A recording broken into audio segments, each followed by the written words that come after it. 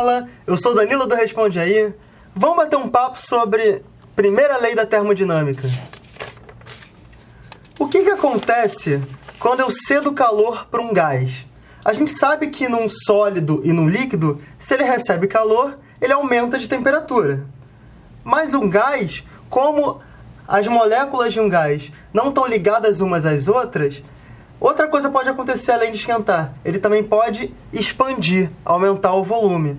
Então, 3 coisas podem acontecer quando um gás recebe calor. Uma delas é ele aumentar a temperatura e manter o volume constante. Outra é ele aumenta o volume, ele pega todo aquele calor e transforma no aumento de volume e a temperatura se mantém constante. E um terceiro caso em que os dois processos ocorrem simultaneamente. Eu tanto aumento a temperatura quanto aumento o volume. Lembrando que quando o calor é positivo, quer dizer que o corpo absorve calor, recebe calor, e quando o calor é negativo, ele cede calor, ele perde calor para o ambiente. Então vamos ver cada um desses casos. Caso 1. O volume é constante, então todo o calor que eu cedo para o meu corpo vai ser usado na forma de aumentar a temperatura. Para onde vai esse calor? Esse calor ele vai para a velocidade das moléculas, para a energia das moléculas. Então, se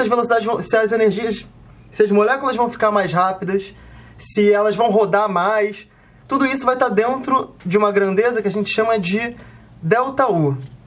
O U é energia interna, também pode ser chamado de E. Você vai ver alguns livros U, alguns livros E. Energia interna é justamente a agitação das moléculas. Então, quanto maior a energia interna, maior a temperatura. Então, uma variação de energia interna positiva quer dizer que eu fiquei mais quente, aumentei a temperatura. Uma variação da energia interna negativa quer dizer que eu diminuí de temperatura, eu esfriei. Certo? No segundo caso, a gente não varia a temperatura, mas a gente aumenta de volume. Então, eu tinha um volume inicial, eu cedi calor, aumentou o volume do recipiente, mas a temperatura continuou constante. Então, aquele calor todo foi para quê? Ele foi para realizar trabalho. W. Trabalho é a grandeza que causa uma variação de volume. Lá da mecânica, você deve lembrar que trabalho é uma força que causa um deslocamento. Então, aqui vai ser a mesma coisa. Vai ser a força que essas moléculas do gás vão fazer no recipiente de modo a empurrar as paredes do recipiente para aumentar o volume. Então, o trabalho positivo quer dizer que trabalho foi feito pelo sistema. Então, as moléculas empurraram as paredes de modo a aumentar o volume. Agora, um trabalho negativo quer dizer que trabalho foi feito sobre o sistema. Então, o ambiente empurrou as paredes do meu recipiente de modo a diminuir o meu volume. E no terceiro caso, a gente tem os dois processos ocorrendo simultaneamente. Então, assim, eu vou aumentar a temperatura e vou aumentar o volume. Eu vou ter variação da energia interna e vou ter trabalho.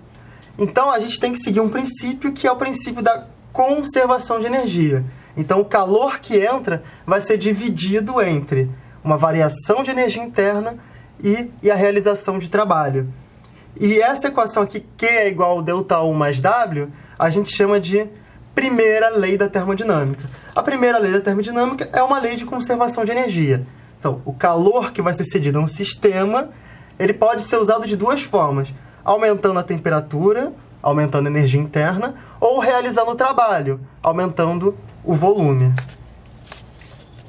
Existem alguns tipos de transformação específicos que vocês vão encontrar aí nas questões.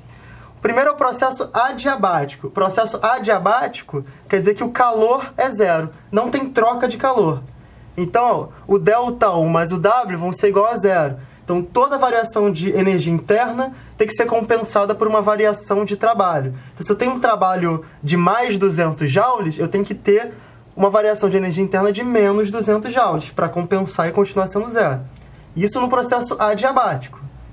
Processo isovolumétrico, a gente já viu. Se não varia o volume, o trabalho é zero. Se o trabalho é zero, então todo o calor absorvido vai ser usado na energia interna do gás. Vai aumentar a temperatura. Um processo isotérmico, se não tem variação de temperatura, eu não tenho variação de energia interna. Então, todo o calor vai ser usado para a realização de trabalho. Certo? Então, agora, ó, lembrando, todo o calor que um gás absorve, ele pode ser usado ou para variar a energia interna, aumentar a temperatura, ou para realizar trabalho, para variar o volume. Sendo que todos esses, tanto calor quanto energia interna quanto trabalho, são medidos em joule, no sistema internacional, ou em calorias. Um calor positivo quer dizer que o corpo absorve calor, ele recebe calor. Negativo quer dizer que ele cede calor para o ambiente, ou seja, ele perdeu calor. Uma variação de energia interna positiva quer dizer que ele aquece, aumenta a temperatura. Variação de energia interna negativa, ele esfria, ele perde temperatura. Trabalho positivo quer dizer que ele faz trabalho, ele empurra as paredes do recipiente para aumentar o volume. Trabalho negativo, ele recebe trabalho do ambiente, ou seja, o ambiente empurra as paredes do recipiente de modo a que ele diminua de volume. Esse vídeo te ajudou? Então responde aí.